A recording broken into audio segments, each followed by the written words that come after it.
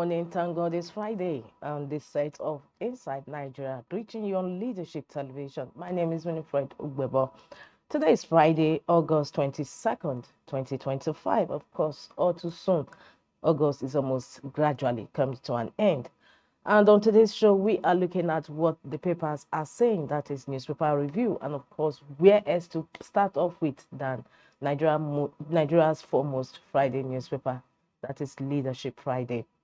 Leadership Friday's leading story today, this Friday, says analysts forecast stronger Naira as external reserves hit $41 billion. Latest rise in reserves highest in 44 months. That is 3 years and 8 months. Latest rise in reserves highest in 44 months. Kicker to the leading story today on Leadership Friday. Analysts forecast stronger Naira as external reserves hit $41 billion. Business story leading today on Leadership Friday. ASU threatens strike over failed 2009 agreement. It says we are already deep in debt. We won't take loan. ASU tells federal government. Bandits demanding 15 million naira items from our communities. Katsina Councillor. Sultan Emir of Ilorin hailed Ladoja's emergence as new Olubadan. DSS NIA tracking politicians behind insurgency, coming from the Chief of Defense Staff. And with that, we move towards the masthead of Leadership Friday.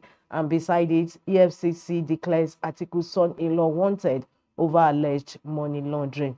And above the masthead of Leadership Friday, fresh crisis brews in PDP over zoning. Incidentally, this is also the politics story leading in some of the papers we have on our lineup this Friday. Fresh crisis brews in PDP over zoning as Wike camp kicks against the relay Southern stakeholders meeting. Party yet to decide zone to produce president, coming from Oyo State Governor Makinde. And with that, we move to page 3 of Leadership Friday, where we have embargo on new tertiary institutions. Today's stand, embargo on new tertiary institutions. We'll take some excerpts from our stand as we normally do. The federal government's decision to cap the approval for establishing new federal universities, polytechnics, and colleges of education for 7 years may have come a little too late. Echoing the concerns of most Nigerians, the Federal Executive Council (FEC), while imposing the ban, said the nation currently has many underutilized institutions, most of which have dilapidated infrastructures. Minister of Education Tunji Alausa told the nation that experts have been drawing the government's attention to the defining features of most of the nation's public tertiary institutions: poor infrastructure, inadequate staffing, and low enrollment. We'll move to the conclusion of the stand. He says the federal government must ensure this ban is backed by legislation to make it difficult for another administration to flout it. Nigeria doesn't deserve new tertiary institutions. What is needed is a total overhaul of the existing ones. To this extent, we believe the ban should last 20 years to allow ample time for the government to retool the existing institutions. The challenge facing these educational institutions is that the growth in their number is not matched by the growth of the resources needed to manage them, especially in manpower. Excerpts today from Leadership Stand, and that is on embargo on new tertiary institutions. From our stand, as we normally do, we move over to the back page where we have Friday conversation with Azu. Friday's conversation is on Putin as the president's mention. Today's conversation with Azu. Azu Isiekwe is the editor-in-chief of Leadership Newspaper Group. Putin as the president's mention. We'll just take the quote from the conversation. As Trump waited for Putin on the red carpet, you could almost sense the butterflies up and down his stomach, like a lover waiting for a date. Nice one. But before we leave the back page, leave a conversation, let's quickly go to Ghana Must Go. And the news on Ghana Must Go says ASU threatens strike over failed 2009 agreement. Same leading story on Leadership today. And of course, Ghana Must Go says trouble loading. Of course, we are all too aware of where the toil on ASU strike during President Muhammadu Buhari's administration, which lasted for almost many months. more than 6 months going to a year. It's on that note we conclude today's review of Leadership Friday, Nigeria's foremost Friday newspaper. Don't forget to log into the website of Leadership for continuation of these headline stories. We move ahead to the next story we have on our lineup, and that is Daily Sun. Daily Sun's leading story says PDP decides on FCT minister. We won't go into gutters with Wike, says Governor Makinde. Opposition parties chieftains meet in Lagos, insist on Monday neck. Celebration as Governor Mba unveils reconstructed hotel presidential Enugu. Not battered by multiple tragedies of banditry, ACF cries out. ACF means Arewa Consultative Forum. Not battered by multiple tragedies of banditry, ACF cries out. At Lagos Roadshow, Bauchi unveils economic investment potentials. At Lagos Roadshow, Bauchi unveils economic investment potentials. Assault on NYSC girl, Labour Party, NAS caucus demands prosecution. Edo government sees shrines, declares court leaders wanted. That takes us to the stories just beside the masthead, and that is ROMFC shows public outcry, opposition begins remuneration packages for office holders. That story is on page 25. Actually runs on page 25 of Daily Sun newspaper, and just beneath the masthead, federal government pushing us to nationwide strike. ASU rejects loan scheme, holds mass rally on campuses next week. That rounds up the headline stories on Daily Sun newspaper this morning on the show. Don't forget to log into the website of Daily Sun for continuation of these headline stories. We move ahead to the next paper we have on our lineup, and that is Nigerian Tribune. Nigerian Tribune is still on the PDP crisis. It says PDP crisis, Makinde talks tough. When people go low or go into the gutters, I don't go with them, he says. Expresses readiness to reach out to the aggrieved. Our southern leaders kick the Son Lagos zoning meeting. Party not dead, we offer better option in 2027, say Governor Diri, others. NEC meets on Monday to adopt zoning committee report. Those stories are kickers. Those are kickers to the leading story on PDP crisis. Makinde talks tough. And the story continues on page 4 of Nigerian Tribune. Beneath the leading story, we have other stories gracing the cover of Nigerian Tribune as well. While I won't be in supremacy battle with any Oba, coming from Alafin. Woman mistaken for kidnapper in Kwara killed in jungle justice. Of course, that story is also in Leadership Friday newspaper. However, the story did say that the woman was not killed. The woman was rescued in by the nick of time by security operatives. However, Nigerian Tribune says she was killed in jungle justice. Oyo government approves 1 billion naira compensation for secular road projects. Disburses 600 million naira. And health story on the cover says vegetarian diets can slash cancer risk by up to 45%. Study finds. Adeleke says we'll get our local governments back. Rallies PDP members for 2026 election. That story continues on page 4 of Nigerian Tribune. As ASU threatens red strike, rejects federal government's loan scheme. Mobilizes members for rallies across universities next week.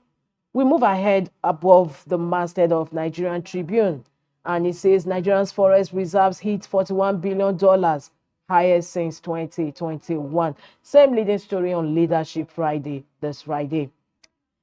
Every Nigerian should learn combat skills for self-defense, Chief of Defense Staff. The story continues on page 21 of Nigerian Tribune. And it's also on that note we conclude review of front headline stories on Nigerian Tribune this Friday. Don't forget to log into the website of Nigerian Tribune for continuation of those headline stories. It's on www.tribuneonlineng.com.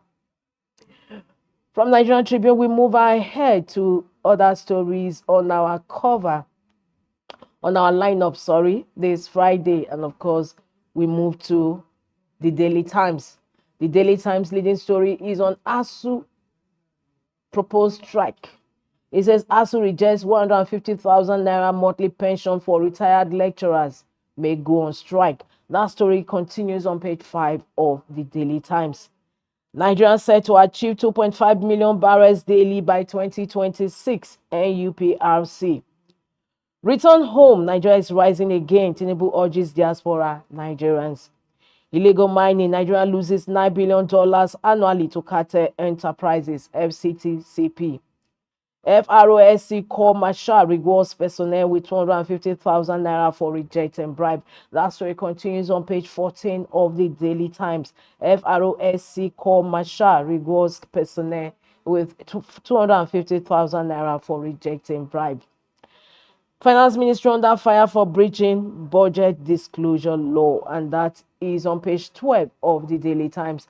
And that takes us to the story above the masthead of Daily Times. It says federal government repatriates 51 more foreign nationals jailed for cyber terrorism, internet fraud, and it runs on page 2 of the Daily Times. It's on this note we conclude review of front headline stories on the Daily Times newspaper this Friday. For more, log into the website of the Daily Times.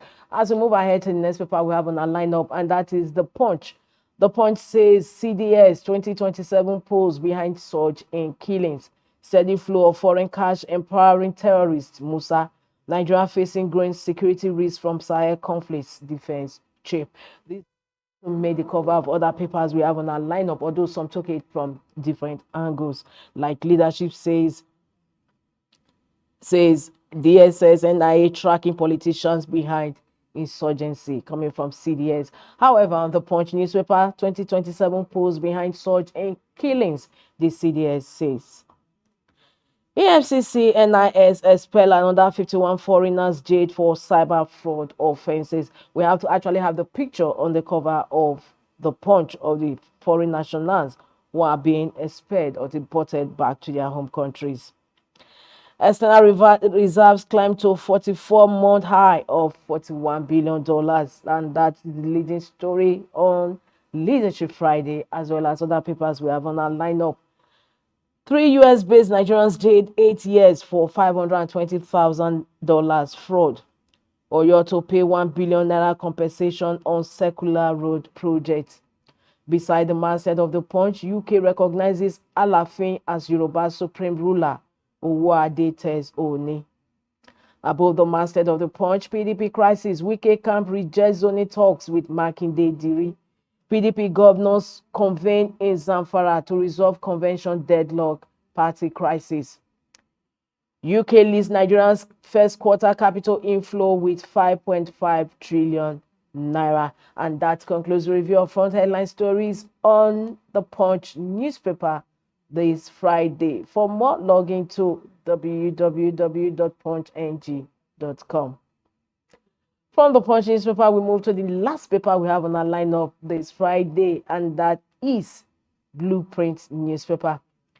Blueprint newspaper also has, like Leadership's main leading story as its main leading story. It says Nigeria's forest reserves hit record $41 billion high. Trend represents 3.69% growth in less than 3 weeks. Our nation's rise has begun, Tinubu echoes at Stickard 9. Now, convention threatened. November convention threatened as PDP Southern leaders disown Lagos meeting. South chairman, ex-governors, others kick. Digital lenders worry over rules on interest rate control. NEFund announces new guidelines on upkeep loan disbursement. ASU rejects federal government's loan scheme, threatens fresh strike. Still on Blueprint newspaper, Osun Osogbo beyond a cultural jamboree. That is the weekend promo on today's Blueprint newspaper. Wike flags off lot 2. Okay, actually is okay. Yes, is a promo on the cover of Blueprint for weekend's special on Osun Osogbo cultural fiesta. Wike flags off Lot 2 water project rally support for Mikalangu Aduda. Leading story on Blueprint. That takes us to the stories just beneath the masthead of Blueprint newspaper. Katsina villagers pay 15 million naira ransom, seek dialogue with bandits. Nikon police clamp down on suspected fake insurance policy sellers. And in sports, Nigeria's Nathaniel wins Luzeni Diamond League 400 million hurdle. 400 meters, hurdle. And that story is on page 32 of Blueprint newspapers. Nigeria's Nathaniel wins Luzern Diamond League 400-meter hurdle. And that also concludes review of front headline stories on Blueprint newspaper this Friday. Don't forget to get a copy of Blueprint newspaper or log in to their website to read more on the stories. Well, viewers, is on that note to conclude newspaper review on today's program, Inside Nigeria, on Leadership Television. My name is Winifred Ugbebo. Thanks for joining us from Monday till now. And of course, don't also forget to join us for news on the hour on this station. Thanks once again. Thank you for watching. For sponsorship and advert placements, please contact 080-3688-6158. Last Word Leadership Podcast Studio. You have the last word. Thank you for watching. For sponsorship and advert placements, please contact 080-3688-6158. Last Word Leadership Podcast Studio. You have the last word.